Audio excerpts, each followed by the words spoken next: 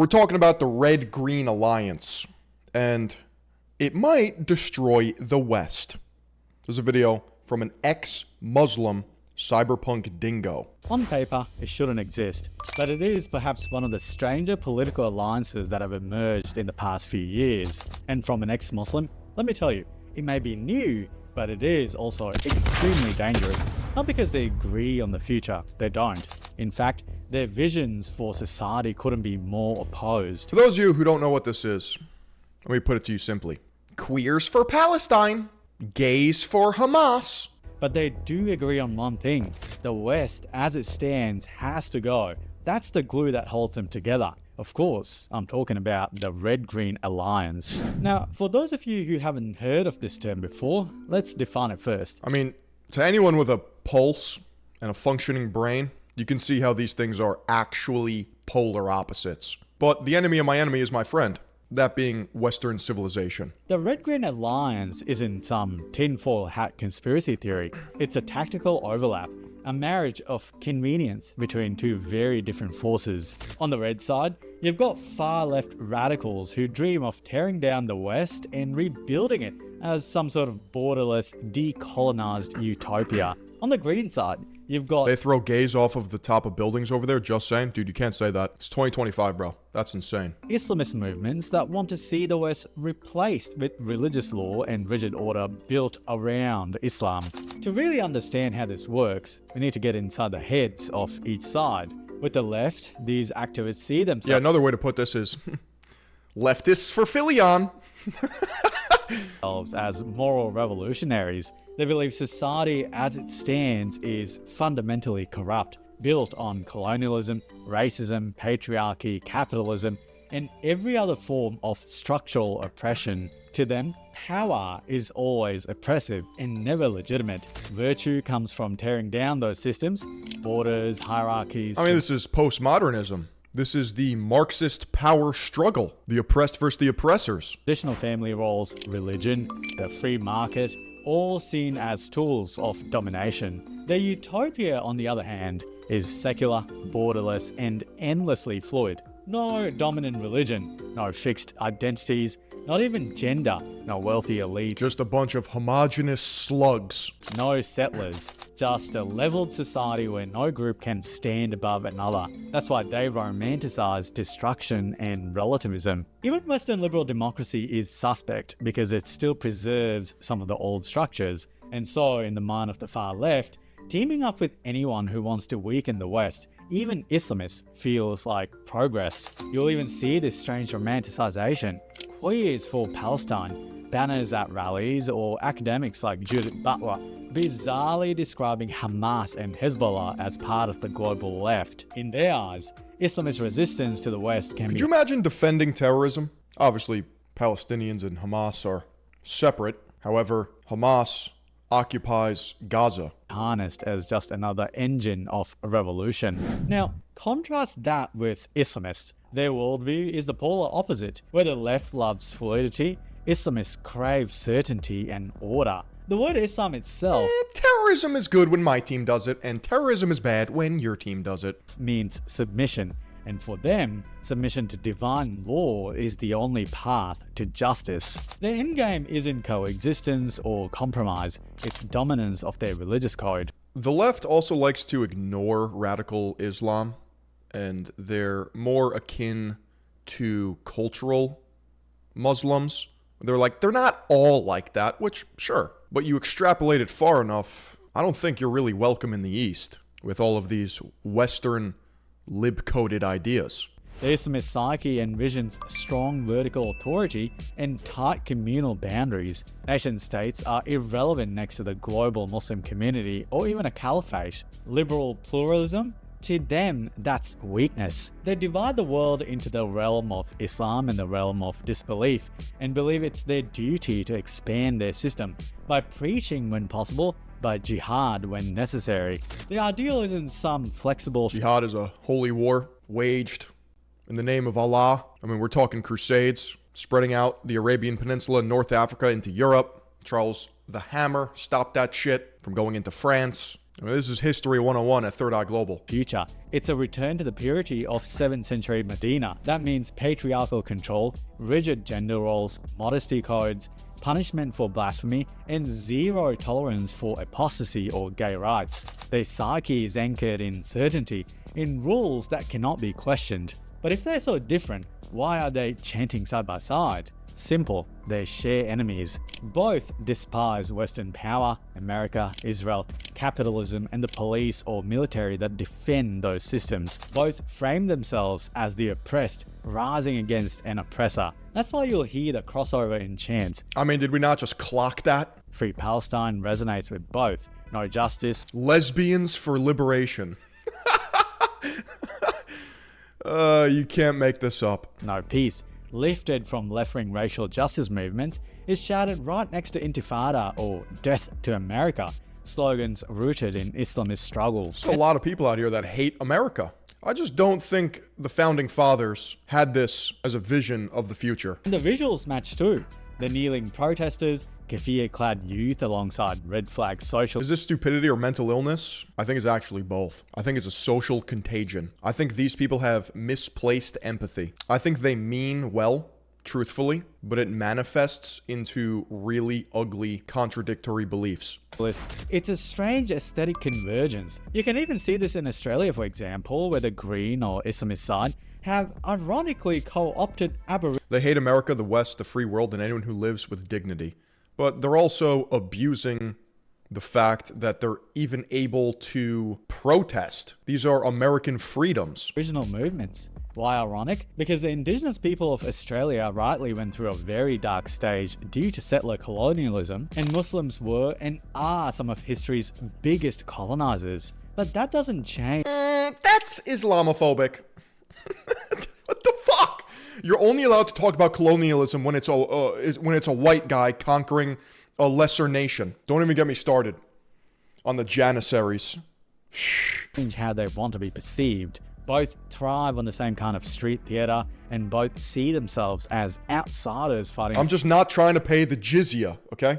And if you don't know what these terms mean, you need to educate yourself. Corrupt establishment. That emotional bond papers over the contradictions. They're not united by what they want to build, but by what they want to destroy. And often, to destroy, you start by controlling what people can see and hear. Left-wing activists are running propaganda campaigns to whitewash Islam and to push what is effectively taqiyya, the Islamic strategy of deception across social media. As an ex-Muslim, making videos like this, I know how risky it is to push back against that narrative. That's exactly why I use Proton VPN and why I think you should too. Honestly based.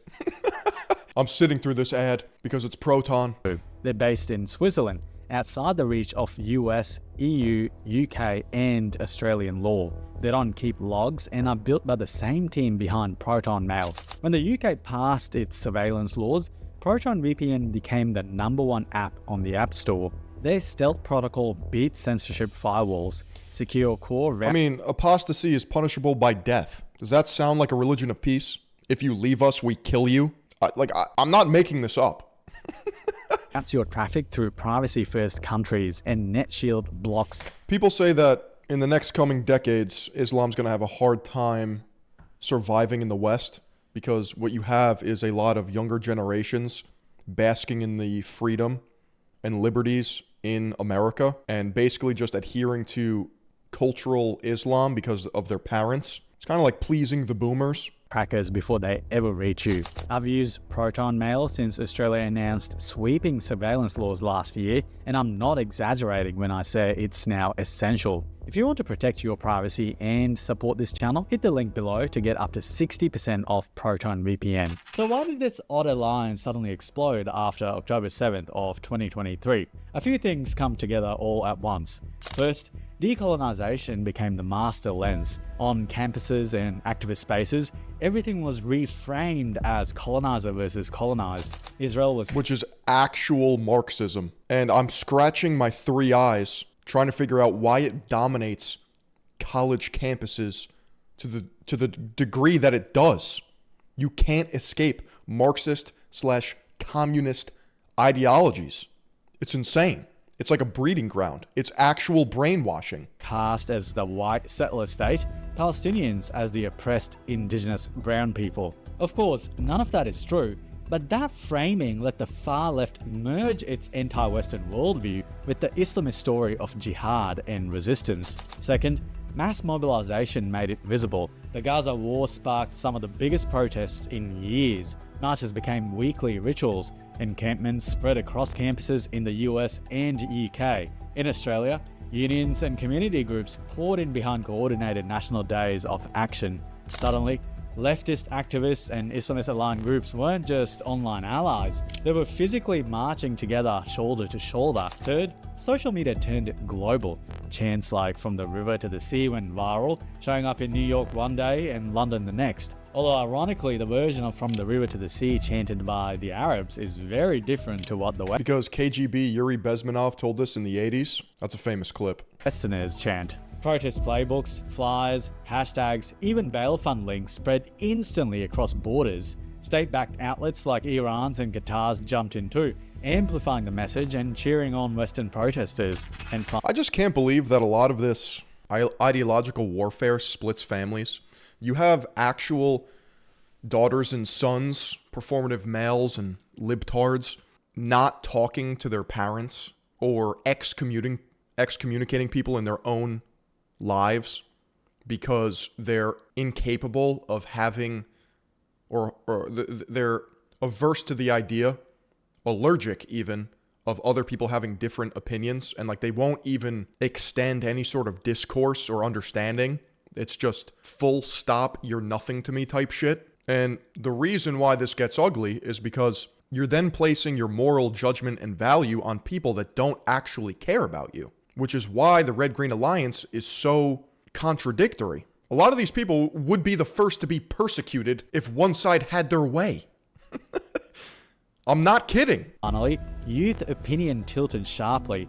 In the US, surveys now show a majority of under 25 siding more with Palestinians, and in some polls, even Hamas than with Israel. Older generations lead the opposite way, but the younger crowd dominates activism. Their worldview is drawn in simple oppressor versus oppressed lines, and Islamist groups saw the opening to step right in. However, history shows these marriages of convenience don't last. The moment real power is at stake, the Islamist side tends to swallow the left. The far left is good at tearing things down, but hopeless at building stable systems. It's almost like there's sort of a self-awareness of the green side using the red side as useful idiots. Islamism, on the other hand, comes with a ready-made 1400-year-old skeleton, a moral code, leaders, and discipline. Where the left, like, what are the leftists going to do when they're living under a caliphate and Sharia law comes into place? What then? second guesses itself and dissolves its own values out of fear of being oppressive, Islamists step confidently into the void. The clearest example, Iran in 1979. Marxists and Islamists topple the Shah together. When the high-calorie blue-hair nose ring girl has to wear a hijab head to toe, what then? Chanting against imperialism, but once in power, Khomeini's movement purged its leftist allies. Many were jailed or executed once they outlived their usefulness. At its core, the two endgames cannot be reconciled, and history tells us exactly which one survives. Quick one, if you're enjoying this breakdown, hit subscribe, give it a like, and if you really want to support the channel. Useful idiots was literally coined to describe Marxist sympathizers during the Cold War. I know. That's why I'm using it. It's a propaganda term.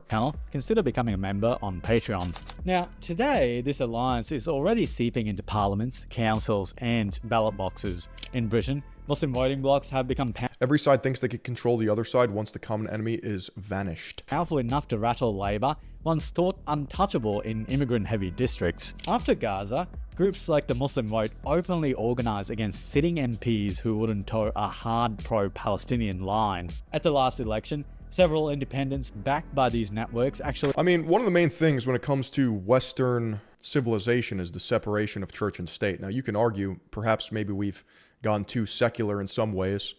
God is dead. Nietzsche speaks of this. But the problem with Islam is that it's it's not just a religion, it's a way of life that infiltrates and influences laws and order. The unseated Labour candidates in areas with large Muslim populations. Suddenly, party leaders who once brushed off the rhetoric of the streets are scrambling because they know a few thousand votes in key seats can now decide their future. Australia is feeling it too. Galvanised by Gaza, younger Muslims are being urged to abandon the old habit of voting Labour by default. Instead, they're being told to swing behind Greens or independents who promise boycotts of Israel, foreign policy changes, or stronger protections around religion. Labour, terrified, decided to learn from their UK counterparts and give in, sometimes even nominating Palestinians as their candidates. And then there's America.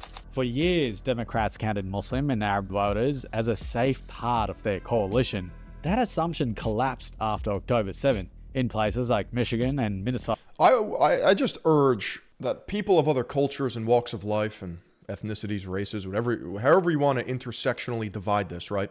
Marginalized group, oppressed groups, whatever. I hope they have the self-awareness and wherewithal to understand that politicians use them as voting bases and nothing more. And if you have media literacy and you understand how information and signaling works, you don't get psyoped. Anger over Gaza drove Muslim groups to abandon Democrats in record numbers, at least the traditional candidate base. Now, they're nominating their own to almost devour the party from within. Similar to what we have seen in the UK and Australia. From Zahran Mamdani to Omar Fateh, these candidates embody the Islamic belief system intertwined with left-wing. I still don't know where this guy came from, bro. He spawned out of the bushes. Ugandan socialist. Bro, there's a picture of him. I'll pull it up. Eating a burrito with a knife and fork on the subway to try to appeal to New Yorkers, as if a New Yorker would ever do that. Because we all know the subway cars are full of shit and piss and blood. I'm just a quirk chungus chowing down, having some street food. Yeah, Industry plant. Rhetoric. It's quite remarkable to see. How do you do, fellow peasants? That's the danger of this alliance. The left thinks it can ride the Islamist tiger to bring down the West, but history shows the tiger always eats its... Is he likely to win? He was at one point, but I think the tide is shifting, especially after he couldn't bench 135. Retweeted that on X. I said lesson in there. Call yourself a grown man, can't even bench 135. You need a spotter for 3 reps, and your leg lifts off the floor because you're struggling so much. I remember when I was 12. Rider. What begins as protests and pressure... I mean, that was the deal breaker for me. I was like, yep, you know what? Let's get a fresh face in New York City. Oh, he actually can't bench 1 plate. I'm so good. It turns into parties bending, not out of conviction, but out of fear. And if it keeps going, we risk letting the most illiberal forces in society dictate the agenda in the name of progress. At the end of the day, the Red-Green Alliance is in the future of the West. The Red-Green Alliance is fucking retarded. It's the funeral procession, and only one side is... The problem with this is that we're dealing with social constructivism. We're playing games that we shouldn't be playing because it's a denial of objective truth. When you phrase everything in a subjective reality, it's easy to bend the laws of physics and logic because this doesn't make sense. You write it down on paper, you can rack your brain over this for 12 hours and you'll come to the same conclusion. It makes 0 sense. But to some people, they're like, oppression, white man, colonialism, genocide. And they fucking malfunction and then explode like a cog in Toontown. Carrying the coffin. Like, this is designed to piss people off. Hey, you made it to the end. As always, don't forget to subscribe, turn on notifications, and give the video a thumbs up. It really helps.